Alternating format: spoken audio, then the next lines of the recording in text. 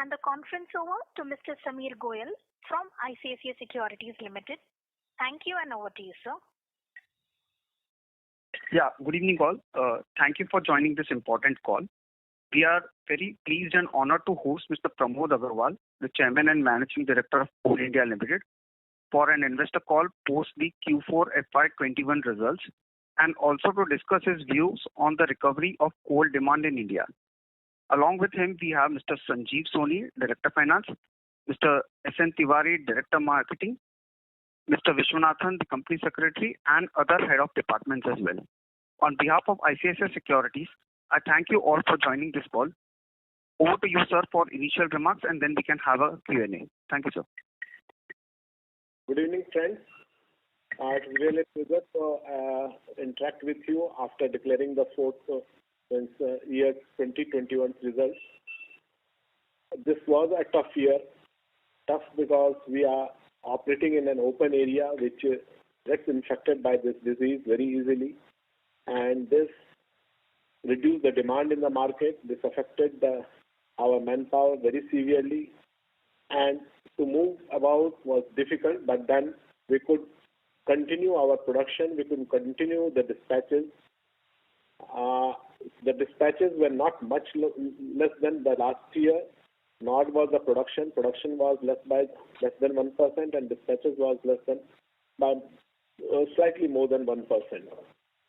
Actually, in month of March, suddenly the demand reduced, and whatever we was expecting that the dispatches will improve in January, February, March, it did not occur.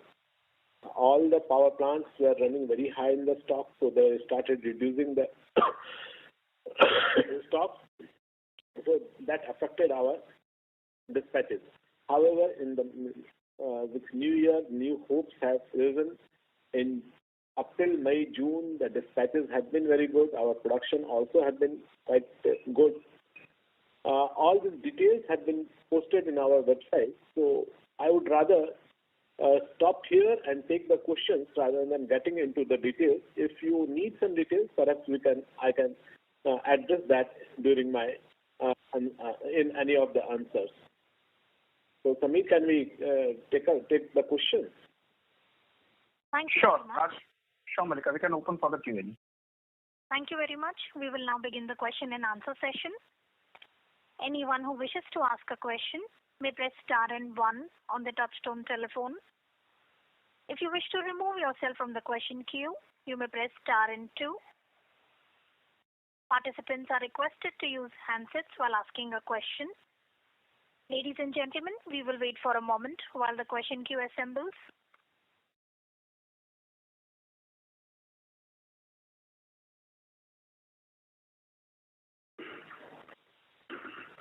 The first question is from the line of Amit Dixit from Edelweiss. Please go ahead.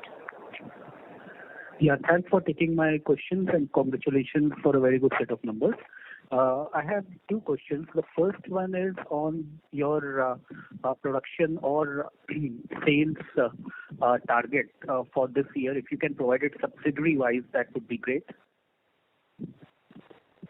Sorry to interrupt, Mr. Dixit. So there's a disturbance coming from your line. Request you to mute your line while the management answers your question. Okay, sure.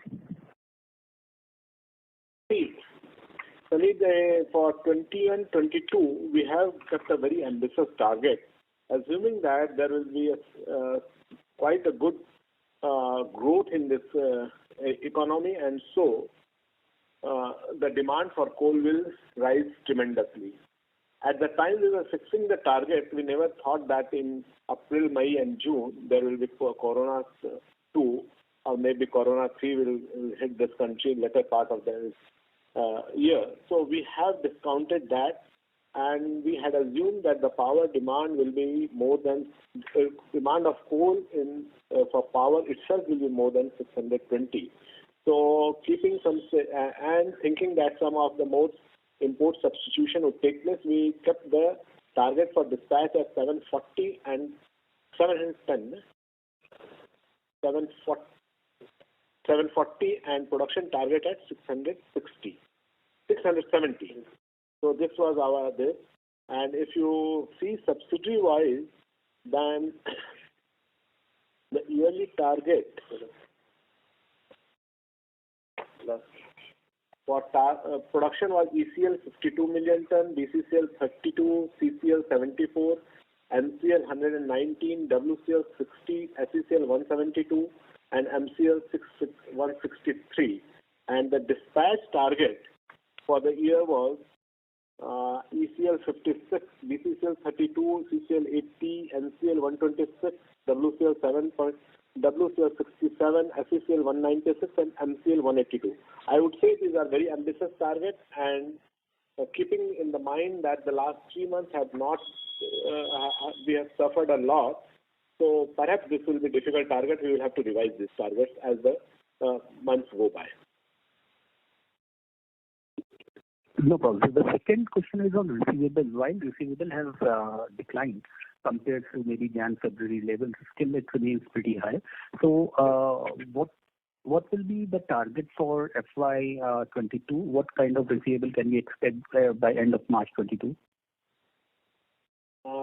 Target for, I mentioned the target for dispatch will be 740. Our receivables have reduced to 17,000. So I am targeting that if everything goes well, then it will come below 12 to 13,000 rupees. Okay, sir. That's great. Thank you and all the best. Thank you. The next question is from the line of Pinakin Parekh from JP Morgan. Please go ahead.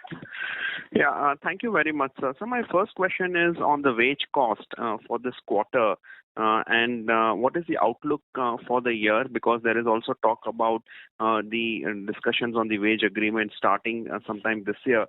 So how should we look at the wage cost for the year FY22 on an absolute basis? In the last quarter, the wage cost must have reduced by about 2%. I don't remember about the quarter as such. But for the whole year, the wage cost has reduced by 2% or 2.3 or 2.5% in that range. This year, there will be wage negotiation, but then again, I am thinking we have calculated that the reduction in manpower will again be in the range of 13,000 to 14,000. And if we keep that in mind, then had there been no wage negotiation, there would have been a reduction of about 3% in the wage cost. But since there will be negotiation and it will be difficult for me to say what will be the growth in the wages, but even if it is 5 to 7%, because keeping in mind that in last the increase was 15% and that was only 5 years, and in this 5 years, inflation has remained almost constant and the growth in the country per se has not been very high. So I think that there will be a very high rise in the manpower cost, very high increase in the wage cost, but it will be difficult for me, as I mentioned earlier also, to mention anything right now. But at the end of the year, even if the wage that increase is taken in account, maybe at the most 2 to 3% rise in wage cost to take. So I was just trying to understand that because in the quarter the wage cost was up around 14% on a Q-on-Q basis. So was it just related to any actuarial assumptions? There is one actual assumption in gratuity. Sir, this is the conference operator. Mr. Parekh, there's a disturbance coming from your line. Request you to mute your phone. Okay. There has been an increase in gratuity by 1,000 crore rupees suddenly. I'm unable to understand why this actuarial thing has come, but because of that only wage cost has increased or decreased. Otherwise, the decrease in the first was in the range of 3%. But if there is an increase of 14%, that I can't comment right now. I will have to check that. Sure. So my second question relates to just slightly medium term. Diesel prices have been surging, which means that there is cost pressure for the company. There will be higher wage costs. Even if you assume a 5 to 7% increase, that's roughly 2,500 crores more. E-auction coal prices are still not breaking out. The company has an aggressive capex program. Receivables are not being paid fully to the extent we expected it to. In that context, sir, is the company looking at raising coal prices, especially for the power sector, because there is a relentless cost surge on one side, and there is also an issue of receivables not being paid even as the company is doing capex. So how can the company look to increase profitability from here? See, this is the right time to increase the cost, and we are thinking very seriously about it. Unfortunately, for the last 3 months, when we were discussing this, and this COVID thing was there, so we are discussing it very seriously, and perhaps we should take some decisions soon. But then to say that when we will take this will be is difficult. Understood. And so lastly, what is the capex outlook for FY22? And at this point of time, if the receivables is not paid down, would it be fair to assume that the company would effectively look to borrow to basically fund the capex and maintain the dividend payouts? I don't think that situation will arise because receivables are constantly decreasing. If you compare it with December last, means December 20, at that time our net receivables was in the range of 22,000 rupees. Now it has come down to 17,000. If everything goes well, then perhaps it will further reduce by 4,000-5,000 rupees. In April, we really tried very hard to reduce the receivables by controlling and regulating the supplies. Even now, we are trying to regulate the supplies to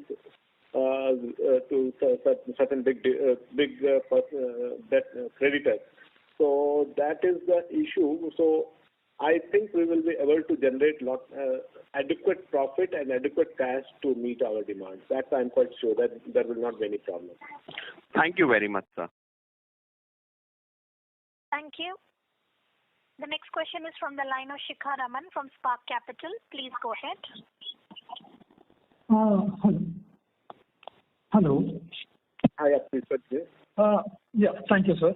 Sir, what is split of coal sales in FY21 sector-wise, power specifically, both from linkage sales and e-auction sales? I don't remember the figures exactly, but the power consumption, sales to power sector is in the range of 75 to 80%, maybe roughly 75%. And to e-auctions, the complete things that have been evacuated is in the range of 11%. And rest of the thing has gone to different small sectors. But that data, if you want, we can send you. Okay. Just a minute. E-auction, E-auction was lifting on account of e-auction, although we did auction of 124 million ton, as you know, but about 64 or 65 million tons were lifted. Rest of the thing will get lifted in this year. So about out of 576, about 11 to 12% was on e-auction. We are giving them 1.399.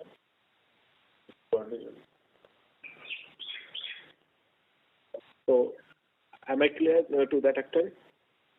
Can you just repeat this one? Not completely. From e-auction account, the total lifting was 65 million tons, 65 or 66 million tons. So it will be on the total booking was 124 million tons, but rest of the thing will get lifted this year, along with whatever is booked this year, because there is the time given to them to lift the coal. So that comes to about 11 to 12% of the total lifting, and about 75 to 80% went to powerhouses. That two major figures I can give. Rest of the thing was to small consumers, cement or iron or something else. Okay. So what is the e-auction volumes expected in FY22? We are targeting for something like 130 to 140 million ton. Last year we did 124 million ton. The growth in April and May and June has been quite good. But then that does not indicate the trend in the whole year, because our April, May, June last year were very bad. So then we are targeting for something more than 35 million tons. 135, okay. So what is the average premiums of e-auction sales at present, and what is the likely thing for the entire FY22? What will be likely thing, it will be very difficult, but then at present we are getting 16 to 17% premium, and if our supplies remain good, then the premium will be about 20 to 25%, but it will be very difficult for me to predict anything. Okay. It depends on supply. It depends. If my supply increases, the premium reduces. And how the Okay. demand pans out in the coming months, one doesn't know. So I was expecting that in June there will be huge demand, but unfortunately because of the rain, not unfortunately, but because of rain and because of COVID lockdowns, etc., the demand was not as high as I was expecting. Okay. So, on the wage hike part that you told earlier, what is when is the wage hike due and expected? See, the wage review was from 1st of July, and we have created a committee for the wage revision, etc., wage revision, but it will take a while before the negotiation gets finalized. Okay. And just what was the total overburden removal in tons for FY21, and how did it compare with FY20, and what is its expected in FY22? The total OB removal, we count it in terms of million cubic meter. So the growth was 16.7. The last year it was about 1300. 1347 in FY20. 1347 in 2021, and it was 1154 in FY20. Come again, sorry. Okay, 1347 million cubic meter in FY21 and 1150 in FY20. So the growth has been about 17%. Okay. And for going forward, FY22, what is the difference? If the target is taken into account, then this will be about 1538 million cubic meter. But if the target is adjusted, it will go down. Okay. So when will the price of linkage coal be increased again, and by how much do you expect? It's a very difficult question. I can't say on this how much it will be increased and when it will be actually done and how much it will be increased. That is not something I can tell you right now. Okay. And what is the split of manpower percentage between underground mines and open cast?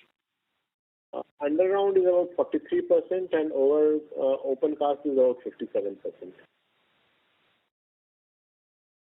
Okay. And what proportion of... Okay, sure. Join the queue for follow-up. Yeah, sure. Okay. Yeah, sure. Thank you. Ladies and gentlemen, please limit your questions to 2 per participant. Should you have a follow-up question, would request you to rejoin the queue. The next question is from the line of Vishal Chanda from DM Capital. Please go ahead.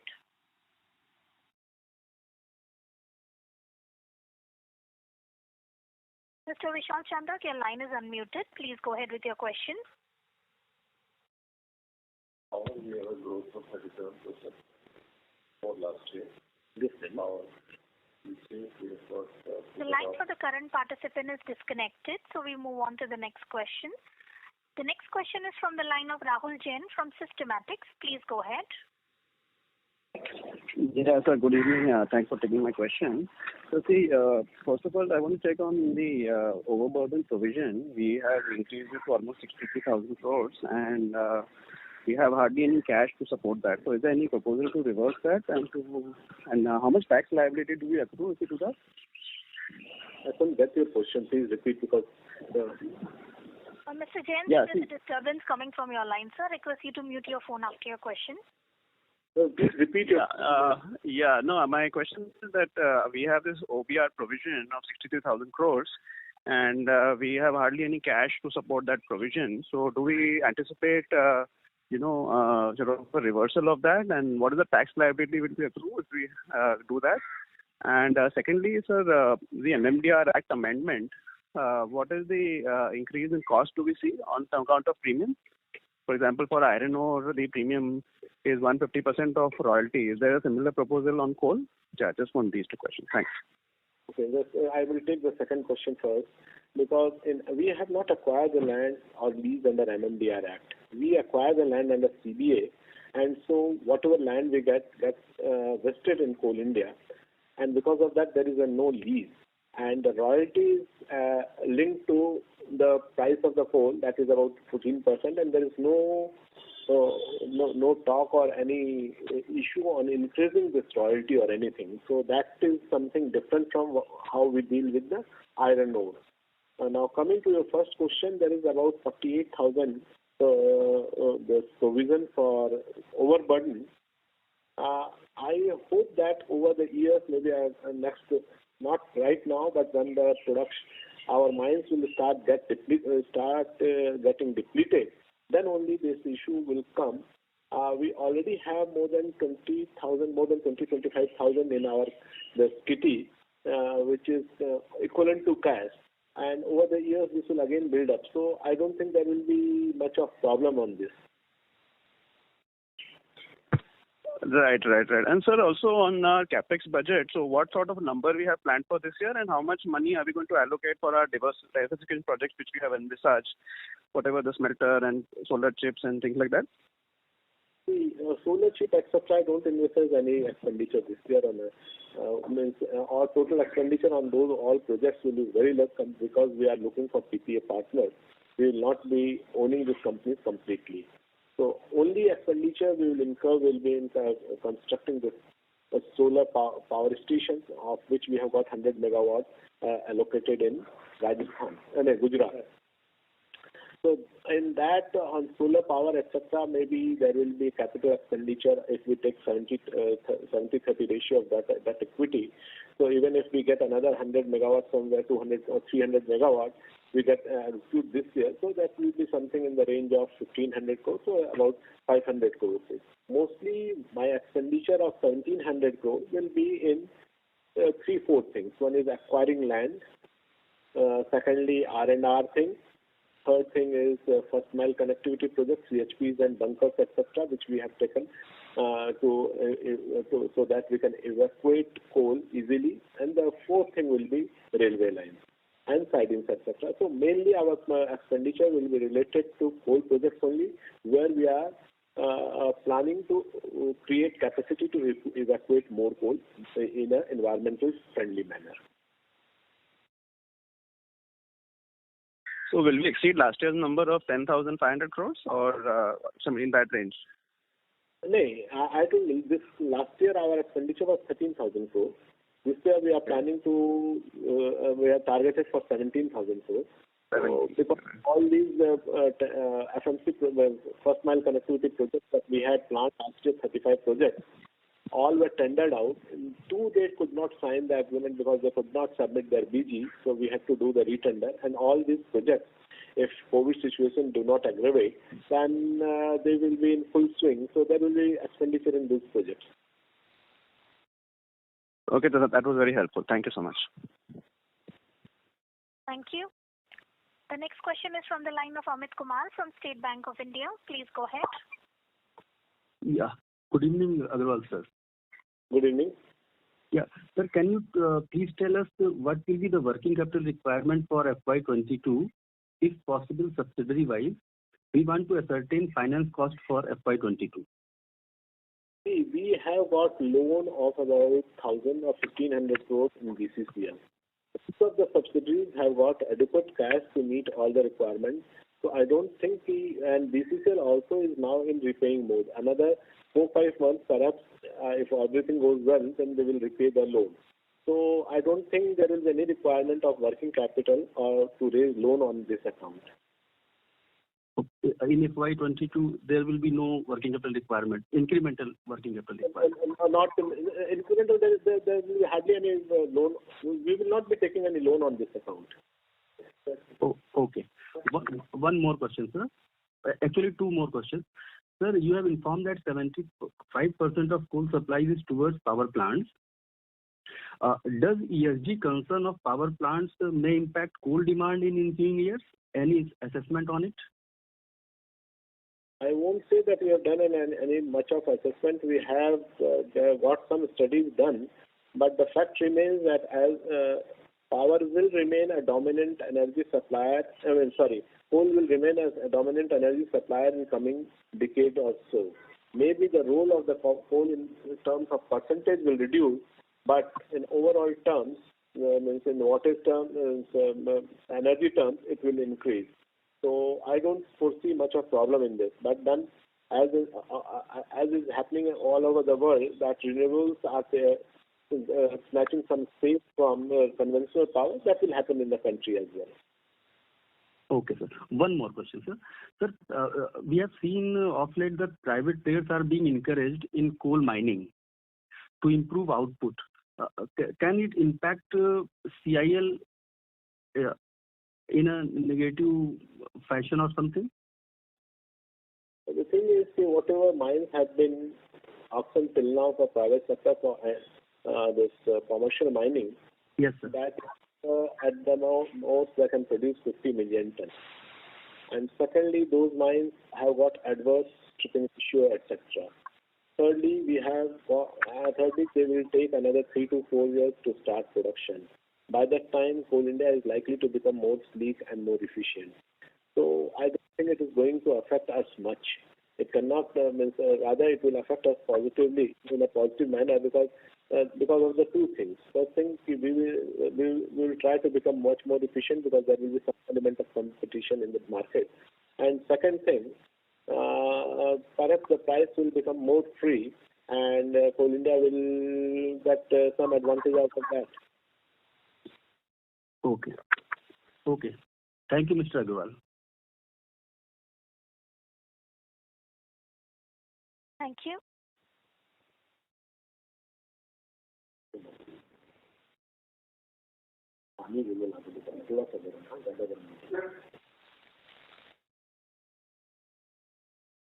Yeah, please continue. Yes, sir. Sameer? Hello? Yes, sir. We are continuing. The next question is from the line of Rakesh Vyas from HDFC Mutual Fund. Please go ahead. Yeah, hi sir. Good afternoon to everyone. So, a few questions from my side. First, can you highlight on the underground mine closure as to how much was done? What is the target for 22 and beyond? And if you can also highlight any incremental savings from those that you can accrue. Rakesh, last year we had said that we have identified 23 mines and which were to be closed in this year. We have already closed down 13 mines, 14 are in pipeline, 4 are more in pipeline, in the sense out of that 23, 4 are in pipeline. They will get closed because the closing we cannot do it suddenly. It takes a while because the technical thing has to be done. The rest of the 5 or 6 mines that are left, they have planned to increase the production substantially. Like 3 or 4 mines in ECL, they are trying to merge those 4 mines into 2 mines and increase the production from current level of less than 100 tons per day to something like 2,000 tons per day.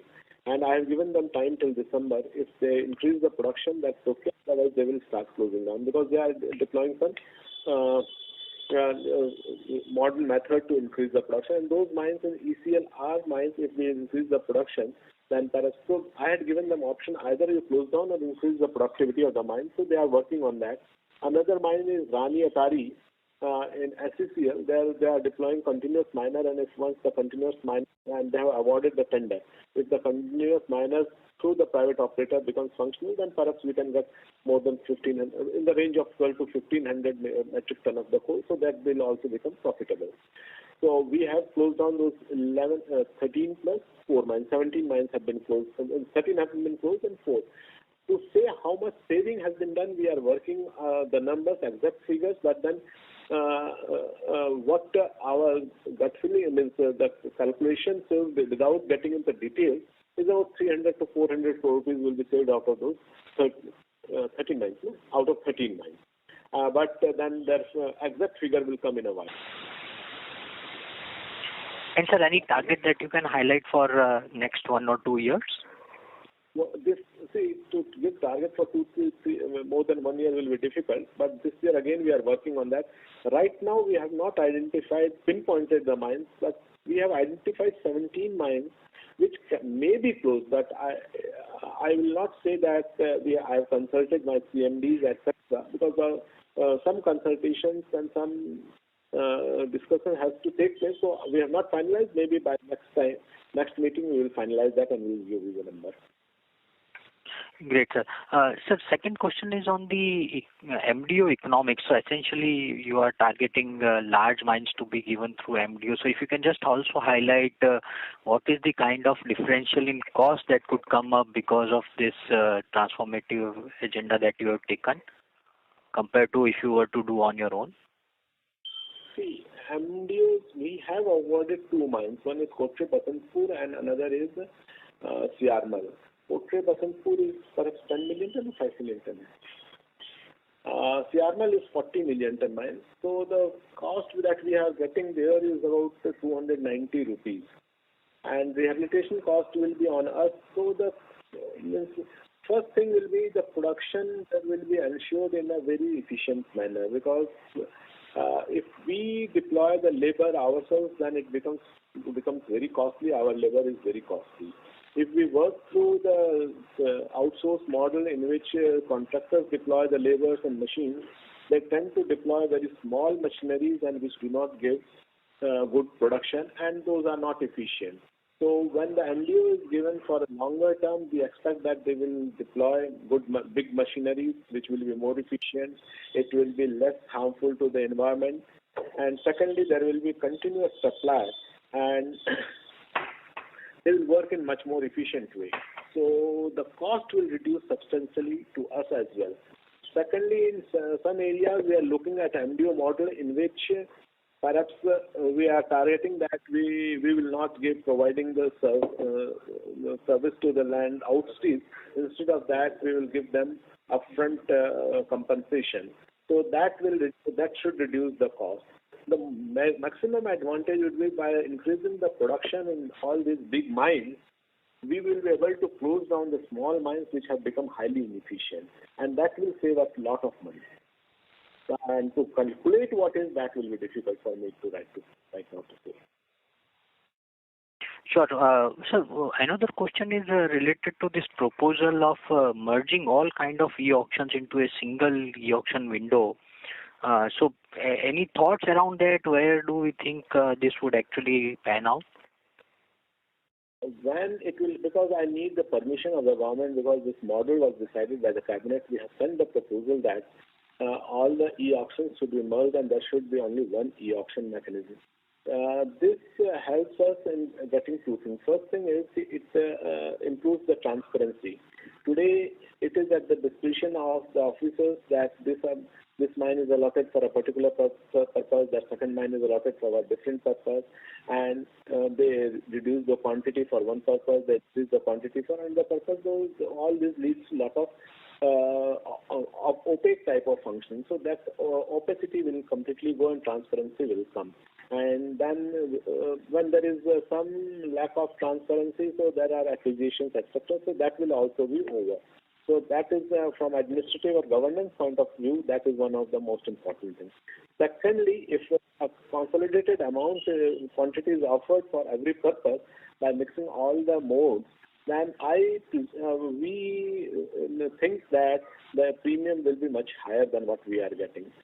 So that will help us. But if you say how much premium will increase, it is very difficult to predict right now. But it will definitely improve the efficiency of auction process, and it will improve the transparency of the auction process. Got it, sir. One last very quick point. Although your targets initially seems very, very ambitious, but the current run rate does suggest close to 660 million ton of offtake run rate. So is it something that is easily achievable in your view, or you think that more than 10-12% growth is difficult in current environment? See, if you talk about dispatch, perhaps 660 seems quite reasonable this year, or maybe it's more than 660. But it will depend how the situation in the country is there, because nobody knows when the third wave will hit. If it does not hit, then till March we will be 660. But if it hits in December or something, then everything goes topsy-turvy. Because last year also I was thinking there will be substantial increase, and we planned for that. We tried everything, but everything was brought to zero because of this thing. So if everything goes well, then 660 seems quite achievable. Till now, in April, May, June, we have got advantage of about dispatch increase of about 36 million ton.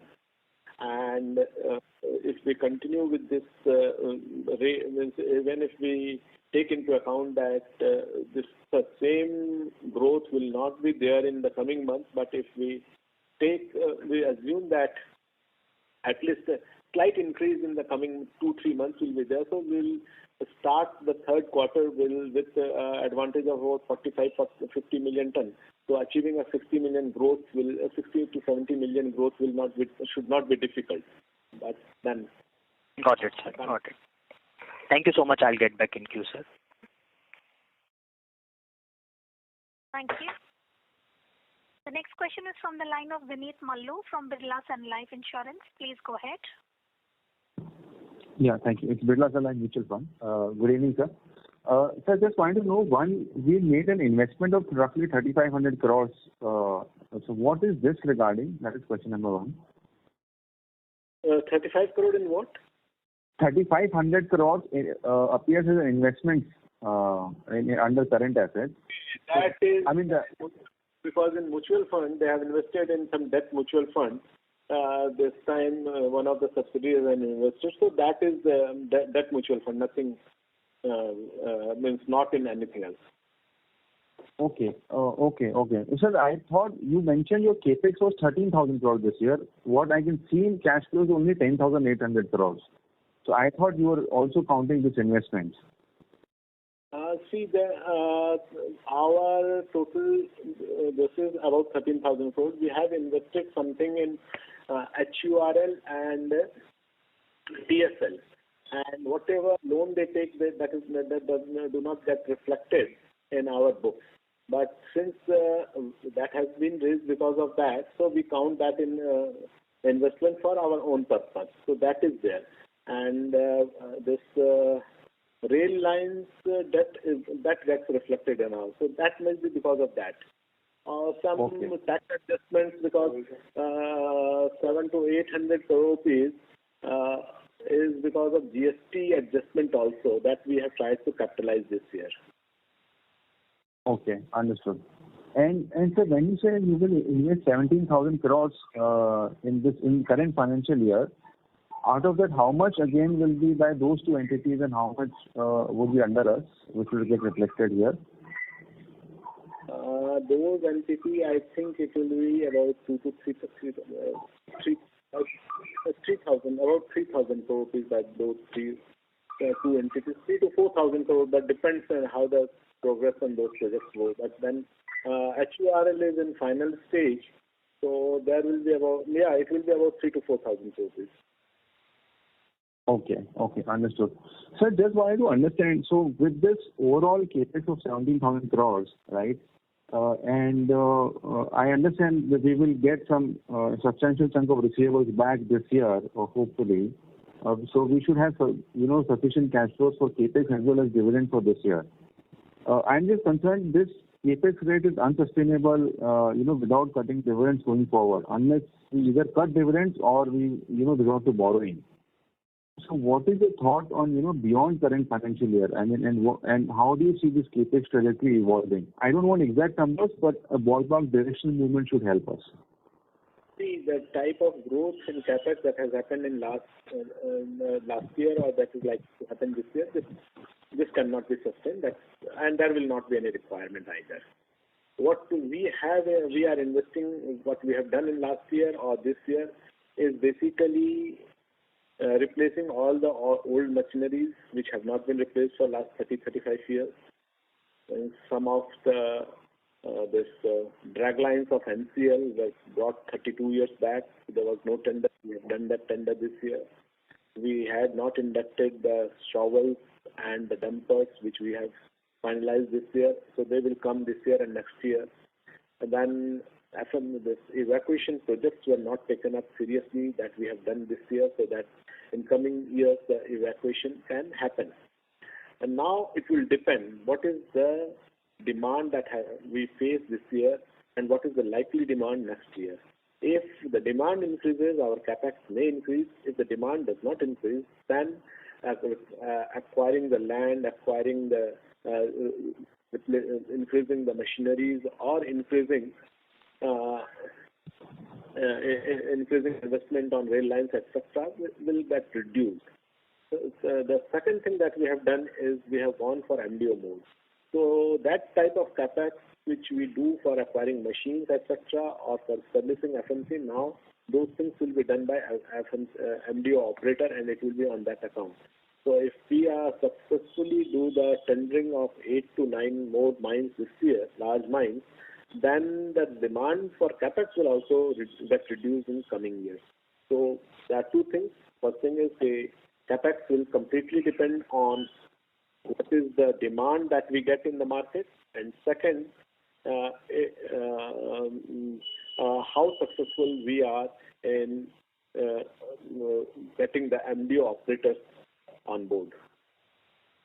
So just to clarify, for incremental production, the capex that we will require beyond current financial year will be on land and probably evacuation infrastructure. Machinery, etc., will be taken care through MDO route. This is our intention as of now. Is that a fair understanding? Yeah, that's right. And then acquiring the land will also depend what is the demand. If suppose the demand does not increase that much, then we will not acquire the land. Sure, right. Yeah. Thank you so much for my question. These are my questions. Thank you. Thank you. The next question is from the line of Sonal Kohli from Bowhead Investment Advisors. Please go ahead. Thank you for this opportunity. I have 3 quick questions. Firstly, as far as the capex, beyond 2022 or 2023, in a normalized environment, would it be fair to say it would be less than 10,000 crores? Some broad numbers, if you could give, from a 2-3 year perspective, for the coal part of the business. And secondly, on the aluminum part of the business, is there a capex number you have in mind? FY23, it is likely to increase slightly because all the orders that we have placed will get fructify in FY22-23 also. And most of our this FMC projects and the related sidings and railway lines, etc., will get completed. So FY23 till FY23, I think there will be some increase in capex. Maybe next year we get a target of 17,000-18,000 crore rupees, and thereafter 20,000 crore. But thereafter, perhaps it will start reducing. But again, if the demand is there and we are able to go for something like 800 or 900, then the capex will have to be increased. So, sir, if I heard you correctly, even in something like 2024, you were saying the capex could be 15,000-20,000 crores, or did you mean a much lower number? Some sense would, on that number beyond 22 and 23. FY23, I said it will be in the same range, but after FY23, FY24, it will be very difficult for me to project because it will depend on the demand. If the demand is good, then perhaps this can increase. If the demand is not there, then if the demand continues in the range of 650, 700, then there will not be much of capex. So when you say not much, would you have any number in mind in that kind of scenario? Would it be like 5,000 crores or it should be 10,000 crores? Not 5,000 crores. It will be in the range of 17,000 crores. Because land will have to be continuously.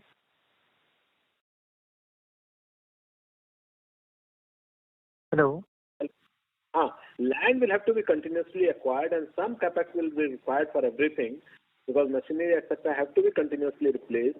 So it will be in the range of 15 to 17,000. Mine development charges, etc., mine development funds, etc., are required. And sir, what would be a dividend policy going forward? We gave 15 rupees dividend this year. Would that be maintained or increased going forward? And how will you fund it? With this kind of capex, would you be able to make enough, cash flows? The thing is, the type of money we make if our production increases slightly is very high. Had the dispatch been in range of 600 million ton, then my profitability would have increased by another 3,000 or 4,000 crores and 3,000 crore rupees. So that type of money is made. So what I am assuming that every year we will be increasing our dispatch by 40 to 50 million ton. If we increase our dispatch by 42 million ton, this will generate enough resources for both dividend as well as capex.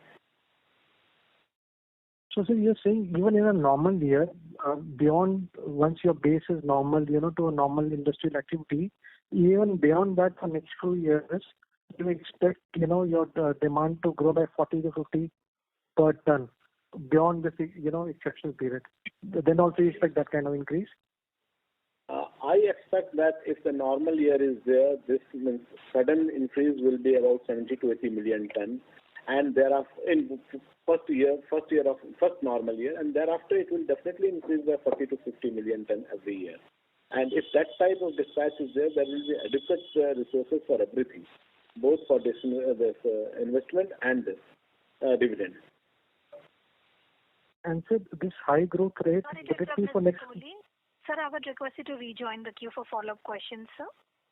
Okay, thank you. Thank you. The next question is from the line of Nitish Mangal from Jefferies. Please go ahead. Hi, good evening, sir. Thank you for taking my question. First question, can you share what's the latest on contingent liabilities related to mining and taxes, please? Please repeat your question. I couldn't get you. Sir, could you share details on what is the latest on the contingent liabilities related to, there were some mining related and tax related issues? There are three types of mainly contingent liability. One is land related. One is land related, that is specific to Jharkhand state, and that too again mainly to CCL area. We have acquired land, and we have acquired land from the as per the records of the Jharkhand state government, and we have paid their compensation to the landowners. But in certain, there is some discrepancy in Jharkhand land record where it is shown as government land also. So those also have raised some claims. Secondly, there is a lot of land in CCL area which we have declared as Coal India's land. But we have not taken possession to that land. For that also they are asking for money. So we are saying that as soon as we get the possession, we will give that payment should be linked to possession. So I don't think there is any problem in regard to this, because this has been discussed many times last year, and a lot of solution has been, to some extent the solution has been reached. So this will not create a problem. Second thing is related to the violation of environmental violations, because of which in Jharkhand and in Chhattisgarh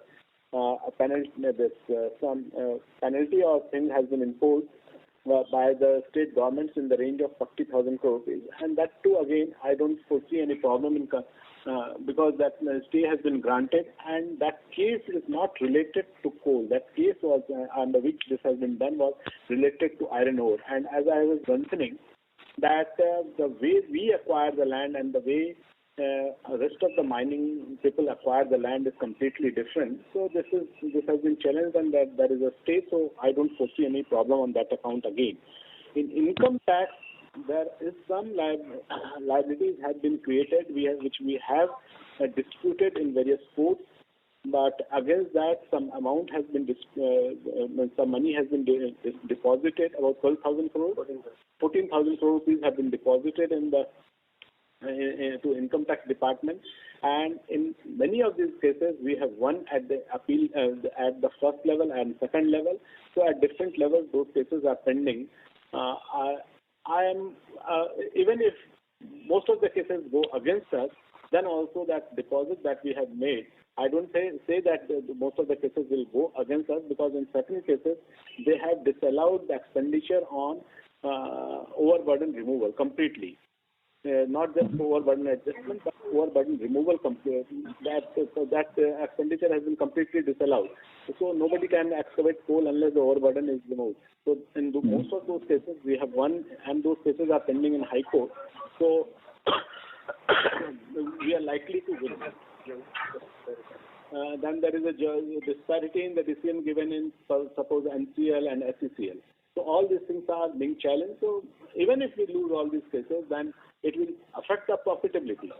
but then it will not affect the cash flow because those 14,000 crore will be adequate to meet all the liabilities. So that liability part is taken care of. Land we are solving. Jharkhand, most of the problems have been solved.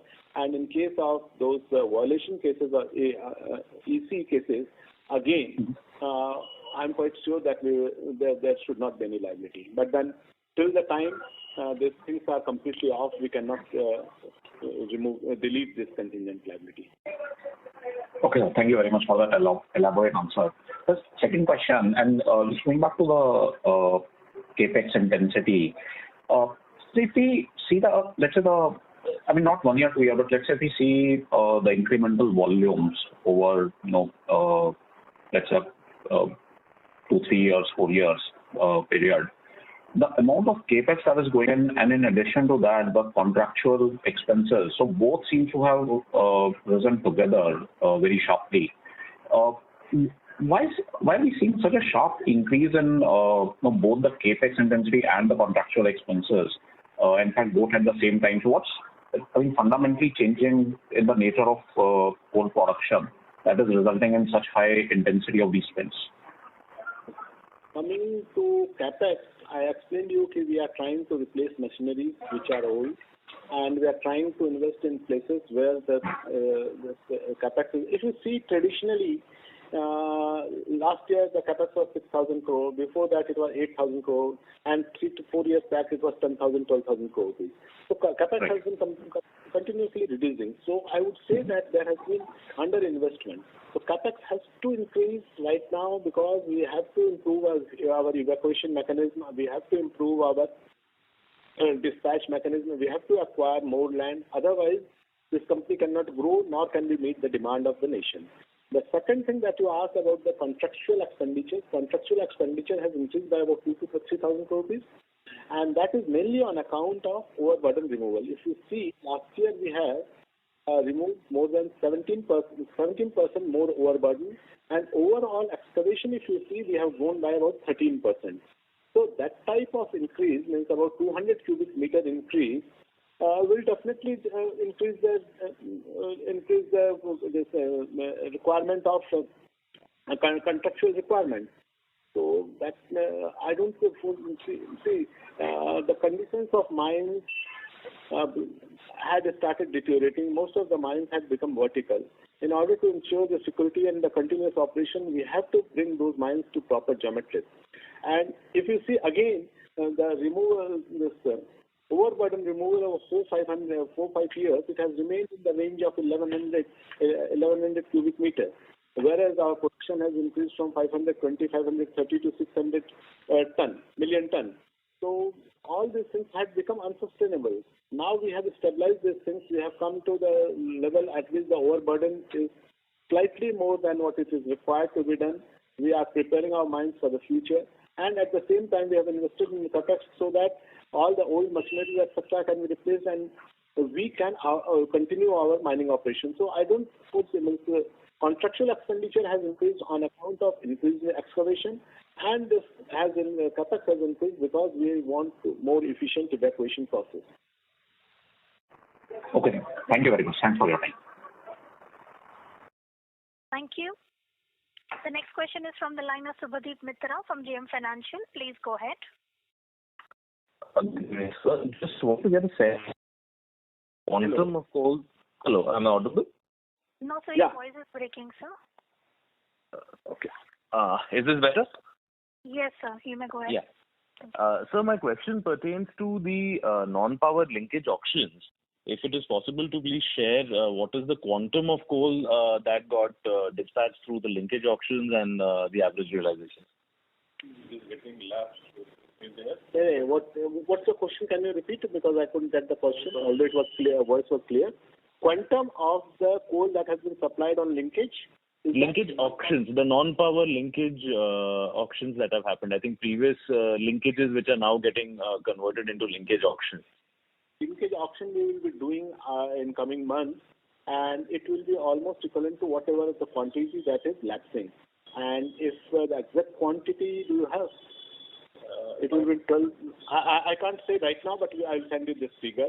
But we will ensure that whatever is linkage quantity was earlier there and what has lapsed over the last 1 or 2 years, we will put that much quantity. If it would be possible for you to share those numbers for FY 21 and 22, even if it is offline, I'm happy with that. Thank you.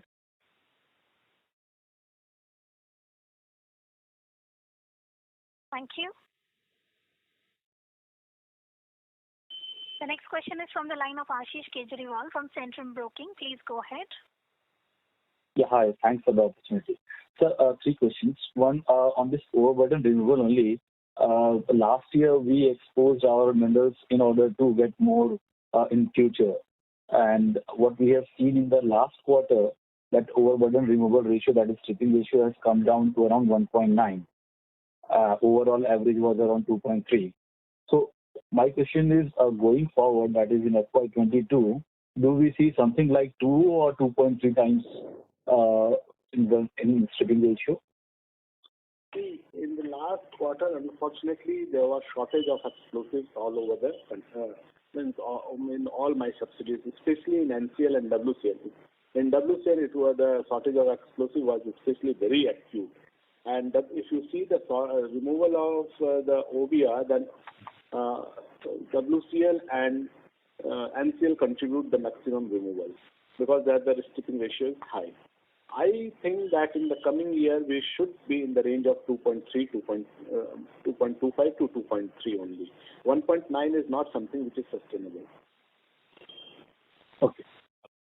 So secondly, when we are investing around 14,000 crore in the first mile connectivities, and we have already having 3 projects with 30 million ton which has been commissioned. So is it possible to share what kind of savings on a per ton basis we are getting out of it, so that we can have at least, what kind of payback period for this 14,000 crore?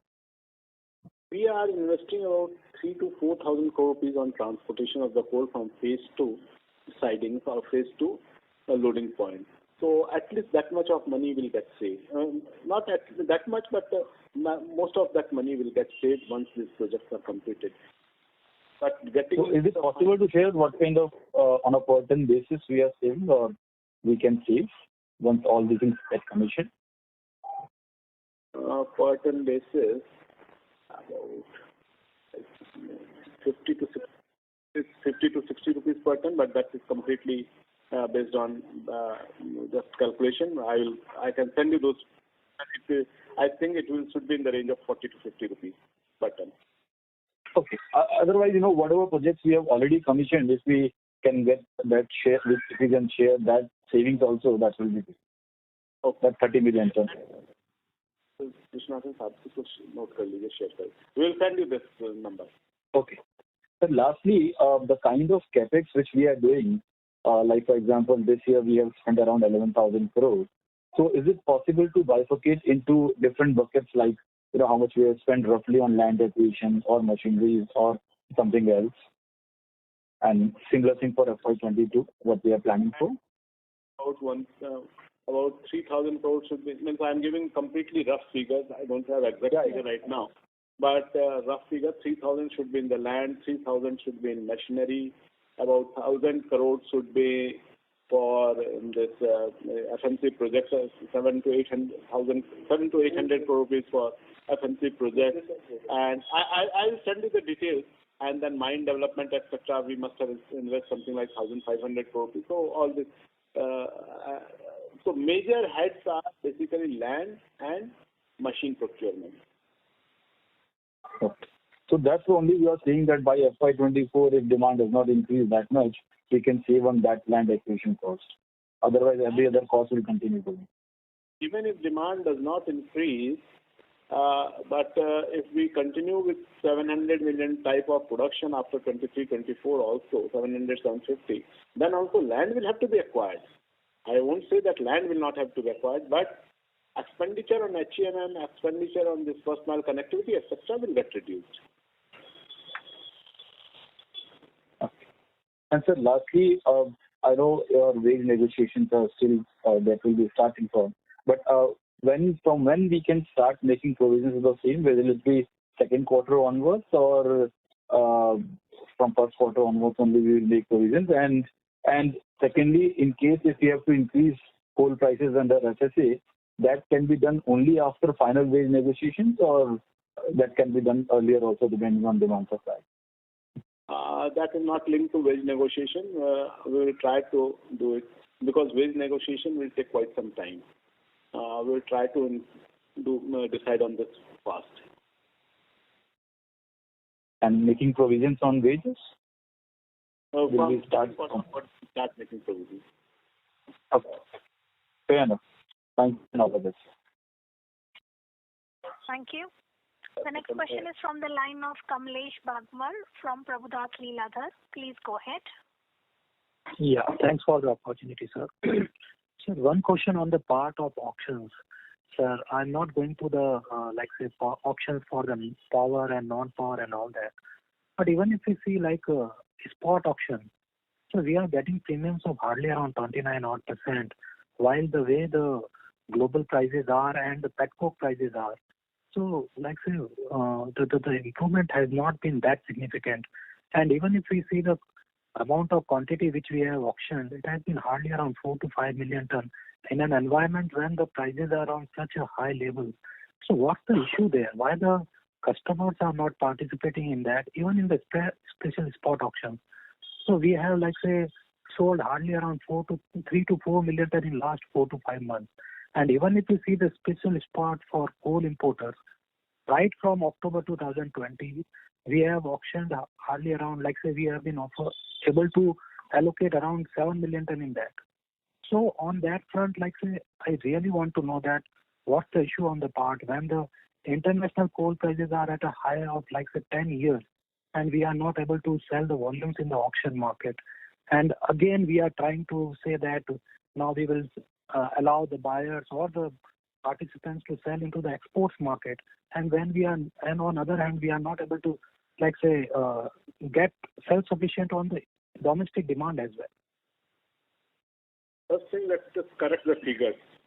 Last year, maybe I have understood wrong, or last year we did auction of about 124 million tons. It's not 4 to 5 million tons. I don't know where did you get that figure from. No, sir. I am talking about last 3 to 4 months.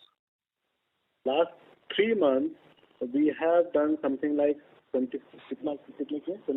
Booking is 26 million ton. So booking is about 26 million ton in last 2.5 months.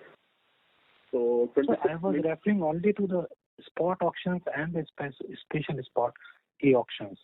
I do understand that in the special forward for power, there are constraints and the sector is under the problem. So I do appreciate that there the realizations would be low. But I am referring only to the spot e-auction and the special e-auction and lastly the special spot for coal importers. I don't have right now the figure of a spot auction and e-spot auction. But then one should understand that if last year we did 122 million ton, and that in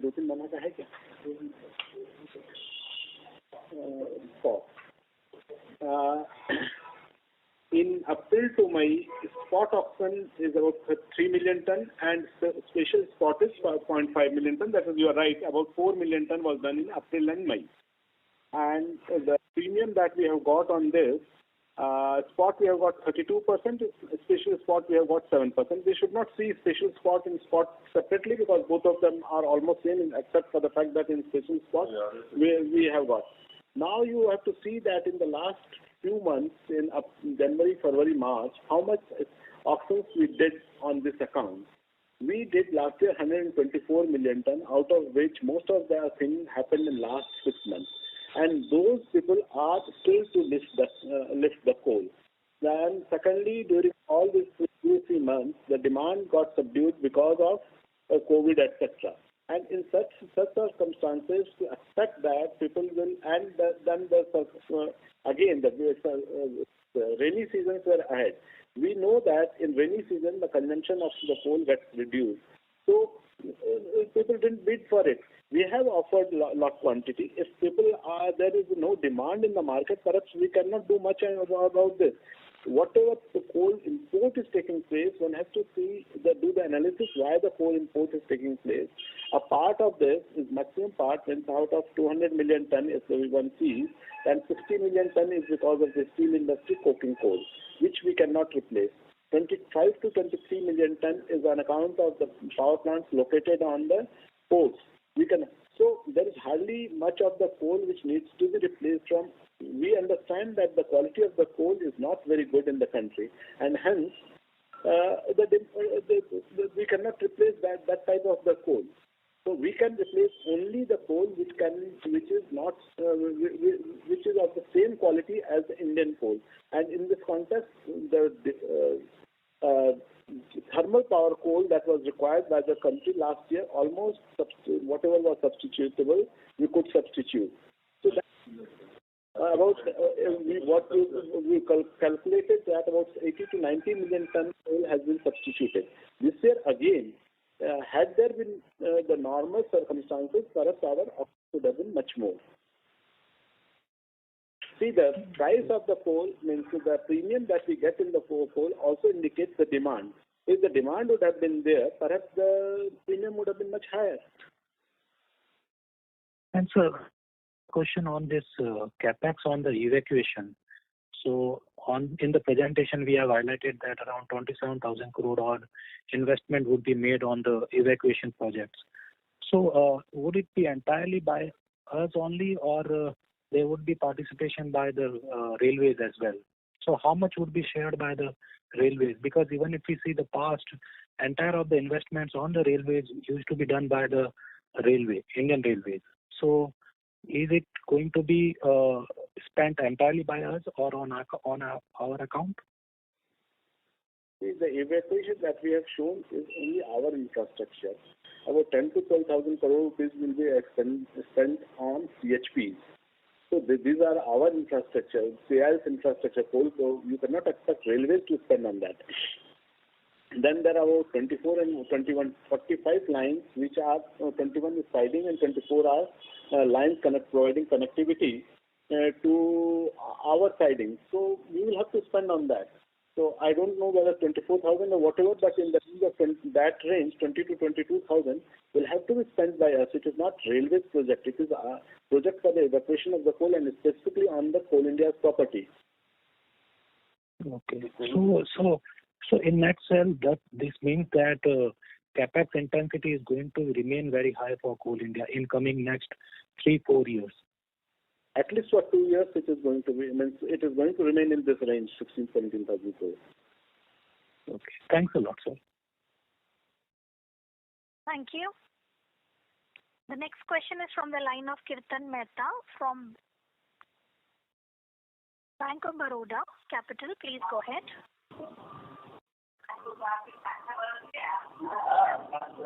Mr. Kirtan Mehta, your line is unmuted, sir.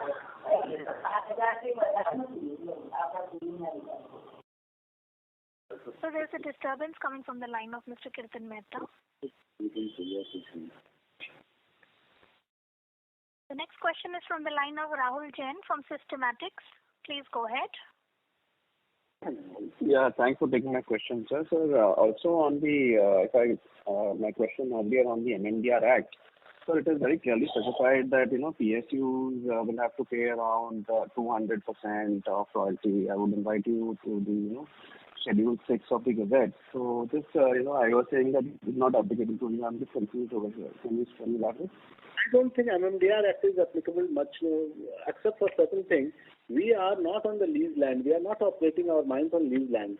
And there is we are already paying very high royalty, which is about 14% and plus some and all we are paying more than 18% of our selling price as royalty. And on that royalty, we are paying 18% GST.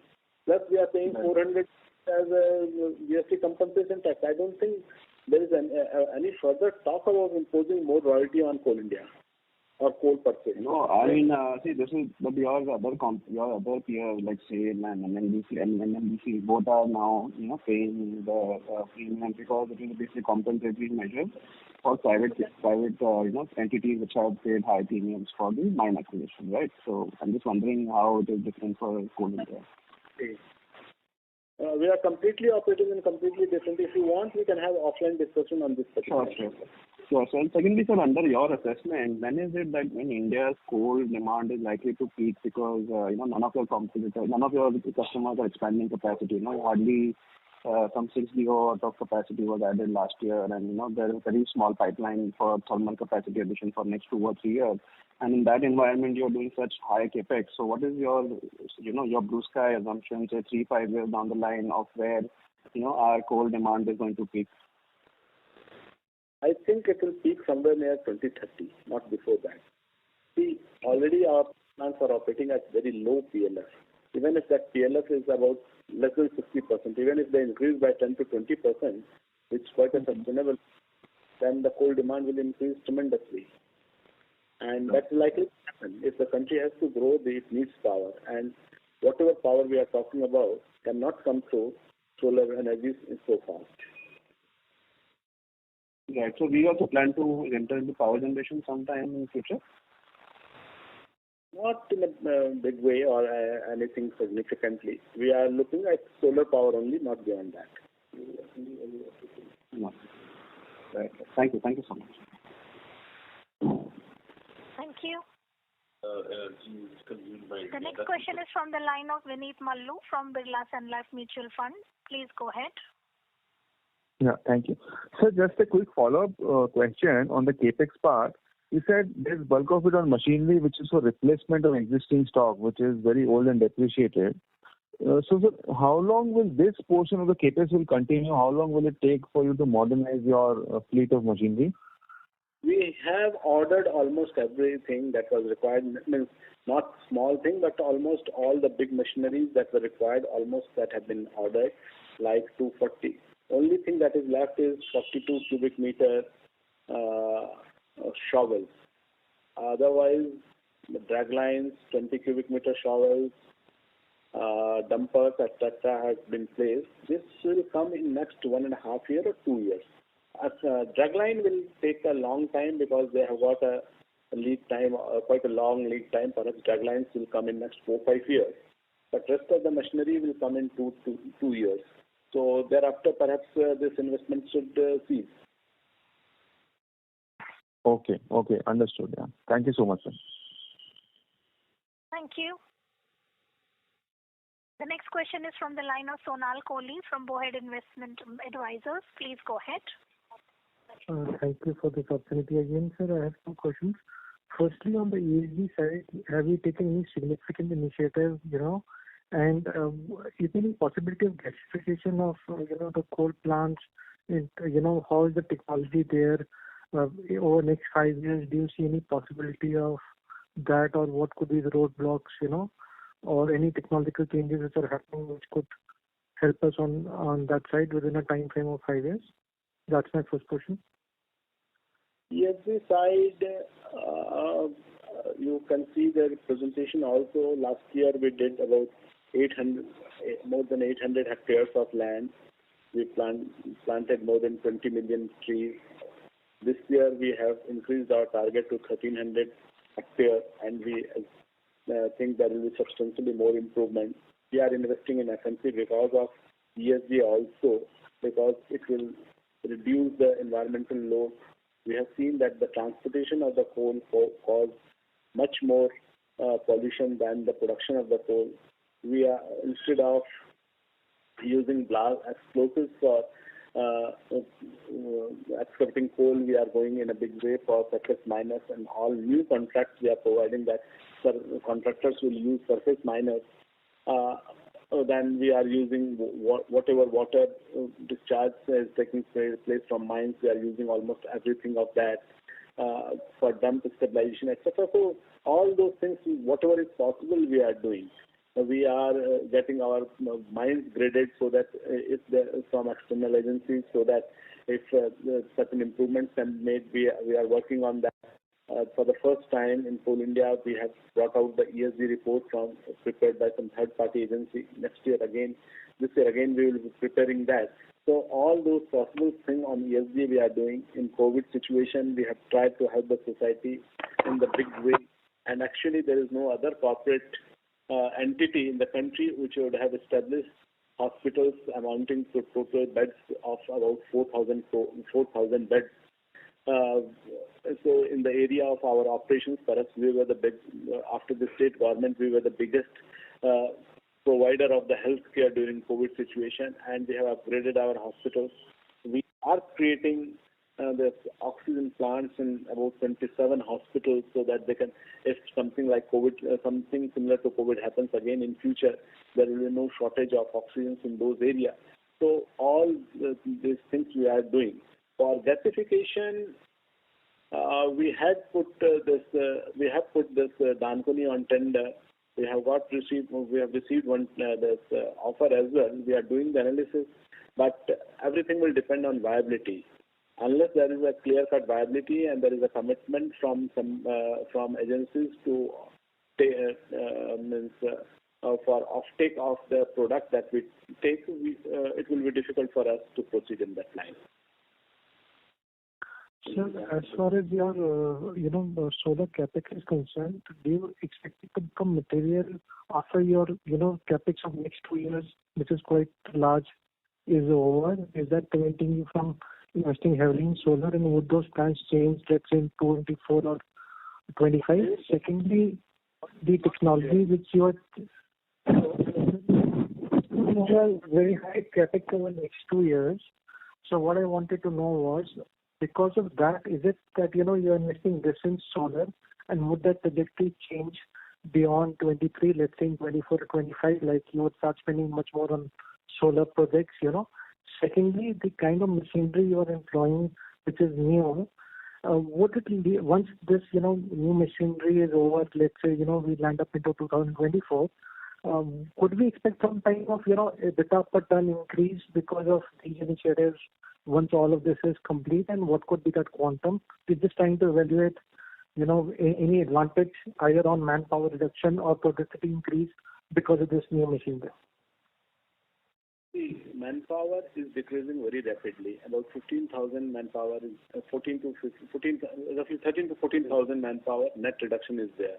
We have decided that we will not take up projects in those areas where the manpower engagement is very high. Like in areas where we have to take land outages in larger number, we have stopped taking those mines, and now we are concentrating on the brownfield expansions. So manpower is going to reduce continuously, and perhaps in coming years the manpower will reduce at a much still rapid rate. So that is one thing. So the cost is going to reduce. The machinery investment will likely to go down. Whatever investment, you are right, whatever investment we are making in solar projects, etc., will likely to give good results. So EBITDA will definitely improve from next year onwards. There is no doubt about that. Since it depends mostly on our the offtake.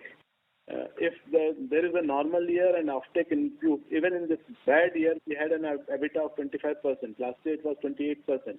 So it has reduced only slightly. This is so much of everything. So EBITDA is likely to increase further. If we go to 650 or something like that this year, there will be a tremendous increase in profitability and EBITDA. So that is not something which will get affected by whatever investment we are making or whatever machinery investment, etc., we are doing. Those impacts will be very small. My question was actually on the contrary, the opposite of perhaps what may have come out of it.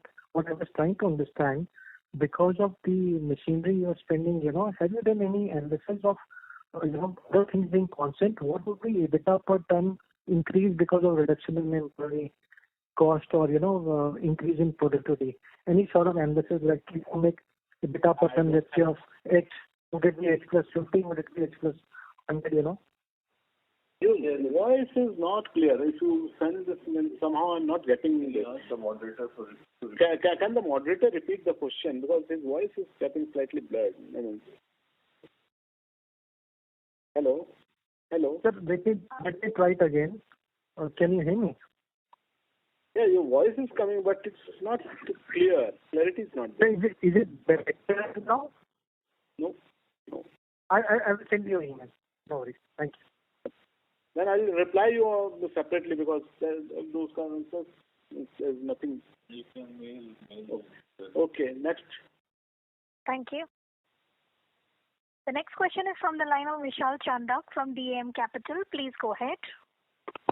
Yeah, thank you very much, sir. The line got disconnected in the previous occasion. So my question was, we had in the past been talking about the vision of achieving 1 billion tons of production by FY25, then we accelerated it to FY24. And now you are talking about, 700 million ton also probably could be a more aggressive target for next year. So when are we, at all, are we planning to hit about 1 billion tons in production and dispatch, or this is something that would be kind of thing of past? See, coal production depends on what is the demand of the economy. We cannot keep on producing the coal and storing that. So the last year we produced about 596 million ton, and still our stock increased to 99 million ton, or it started touching almost 100 million ton, which is the ultimate capacity we can store the coal at our end. This year again we have kept a target of 740 million ton of dispatch, but as the things are happening, I think in coming months perhaps we will have to recalibrate our targets. I think that by FY22 the economy will be at the same level as it was at FY20. So these 2 years have been lost. So if we think that the country will develop in the same way as it was expected, then perhaps FY24 will become FY26. So we are keeping those targets that perhaps at a slightly lower level, but to say that someday or other things will be achieved is slightly difficult. Nobody expected COVID to happen. Nobody expected that almost the second phase will be so severe. Nobody knows that third wave will come or not. So in that circumstances, keeping the target constant is not something right to do. No, I completely agree, sir. So my question was largely with respect to where do you see the pockets of revival in coal demand so that we can hit 1 billion ton? So it's always the demand which is the constraint, not the production capacity now. So first thing is the demand of energy is likely to increase if it is a normal year. We are operating our thermal power stations at 60% or something like less than 60% PLF. These are likely to increase if the country has to develop. Secondly, in NRS sector again, we can replace some coal which is being imported. Last year was a difficult year, so everything where the productions were etc. low and demand was low. This year again the likely demand scenario is going to be subdued. But in coming years, definitely the NRS will improve. Despite huge pressure on us during April, we kept on supplying coal to NRS sector, and this is for the first time that we did maintain the ratio for NRS with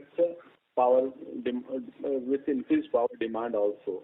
So I think that slowly will win the confidence of NRS sector, and we will be able to meet their demand, and that way I think our coal demand should increase. The country has to develop coal. Coal is going to remain the main source of energy in coming 10 years. Correct. Sir, my second question was with respect to your capex. We have been talking about replacing 3-decade-year-old machinery, and probably by next 3 years' time frame we will replace everything which is possible. And as you mentioned, we will spend about roughly close to about 45,000 crores odd in this entire phase over the next 3 years' time frame. Will that be good enough to take us to to 1 billion tons capacity, or again to reach that 1 billion ton production we would again have another 50,000 crores of further next round of capex for that? See, there are two things. 45,000 crores is not for machineries and FMC only. This includes land development. This includes rehabilitation of the people. It includes many more things. So first thing is there that requirement for perhaps connectivity, rail connectivity, requirement for this machineries will get subdued because the two, 3 things are happening. First thing is constructions will happen, so the requirement to that extent the requirement will get reduced. Second thing, we are moving to MDO mode, so on all those new projects etc. the required funds will be invested by the mine operator. Third thing, in most of the mines, slowly our own production is getting reduced and production is increasing through outsource mode. So there the machinery requirement is getting replaced.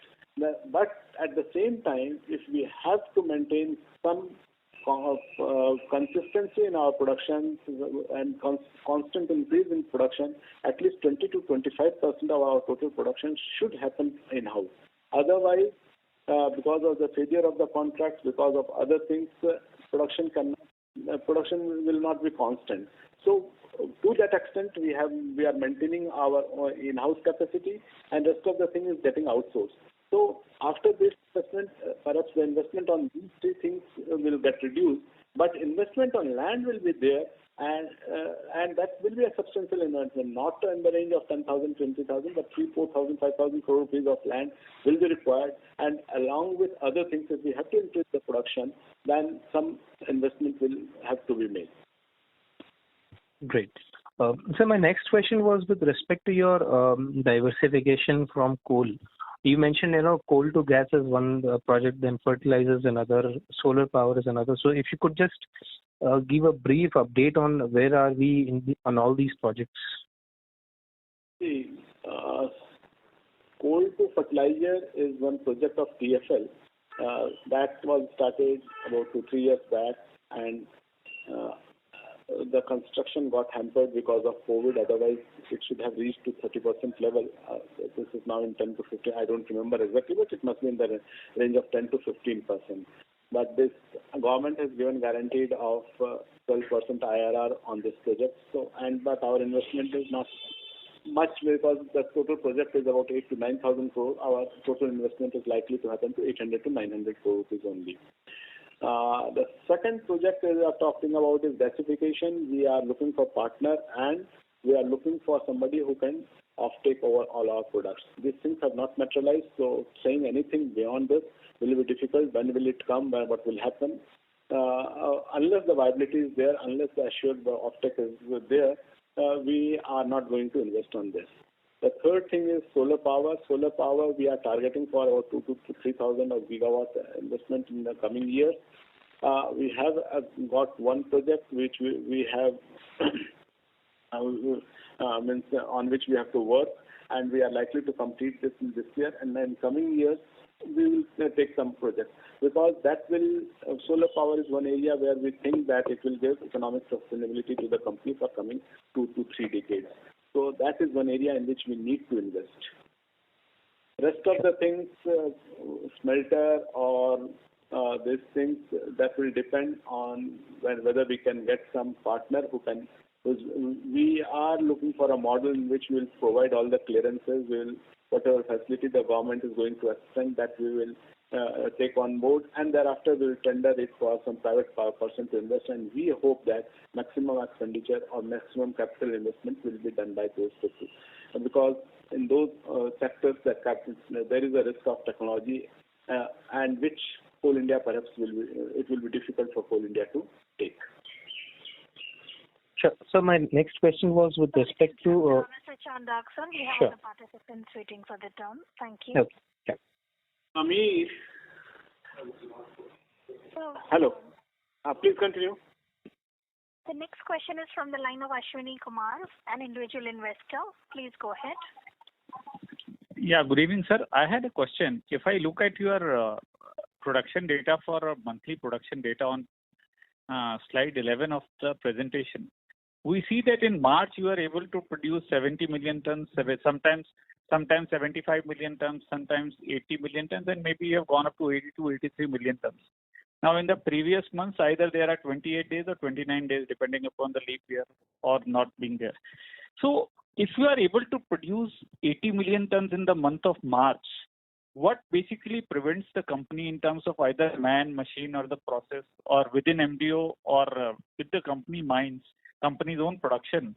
Why you are not able to scale up it in the months of January, February, and March? One can understand that first half, July, August, September is a period where there is monsoon, etc., or maybe the demand is low. But certainly, in the normal years, demand in Indian economy in second half is slightly higher, and gets more higher in March many a times.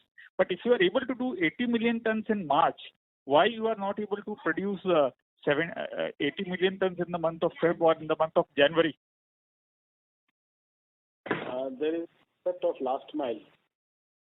If, in the last 100-meter one runs very fast.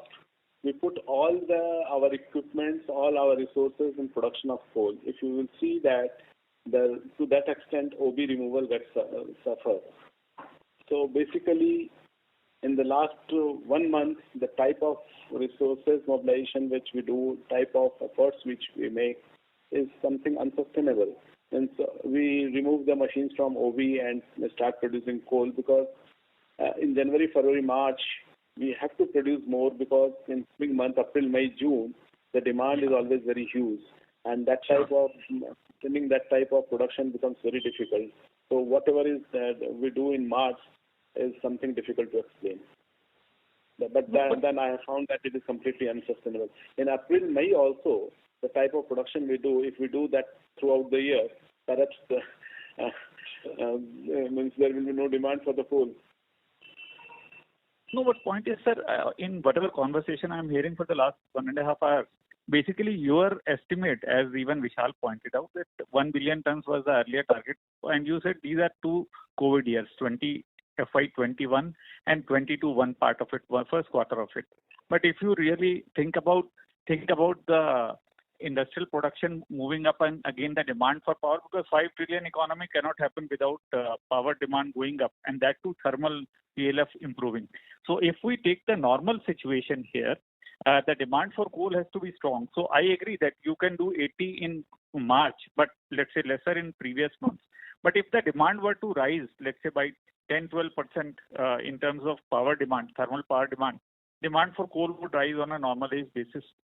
So would you make any attempt to increase production of coal, because you have cash, you have man, you have machines, you have put the capex, the higher size machines. What is the plan to really improve the monthly output in months other than March? Is there any specific attempt by the company to improve the production other than the month of March? Let's say, should the demand rise, would you be in a position to supply more, or would India will have to import again more? That is my question, sir. I am quite sure that if the demand rises, then we will be able to meet the demand very easily. First thing, in this month of February and March, I stopped talking about production to my officers because it was quite evident that we will end up with 100 million ton stock. I was emphasizing only about the dispatch. But in April, the dispatch was improving, but again in May, the demand started pitching off. But then there was a demand. I won't say that demand was not there. So if the demand is there, producing coal is easier than evacuating coal. That's why we are in evacuation. And evacuation, if this FMC projects that materialize 23, we are targeting for 23, 24. March or April 23, we are at least most of them will get completed. Thereafter, the evacuation will not be a problem. We have started everything. We have started monitoring the contracts. Unfortunately, till this time, we used to think that our contracts should be of the same level as the demand is. Now we are saying that the contract should be at least 1.3 times the likely demand is, because because there is hardly any situation in the country where the contractors perform up to 100%. There are very few contractors who give 100% performance. So we have increased our this capacity, contractual capacity also tremendously. There are 3 types of contractual capacity. One is removal of OB and coal, and second is transportation and crushing. At all these points, we have increased our capacity in all subsidiaries and almost all mines by 1.3 times. So with this, I am quite prepared to increase the production whenever the demand is. Sure. Thank you, and wish you the very best, sir. Thank you very much. Thank you. Ladies and gentlemen, this was the last question for today. I would now like to hand the conference over to Mr. Rahul Modi from ICICI Securities for closing comments. Thank you, Mr. Agarwal, and thank you, Mr. Soni. Thank you, Mr. Tiwari, for your time, and again a very detailed presentation. and a very detailed call.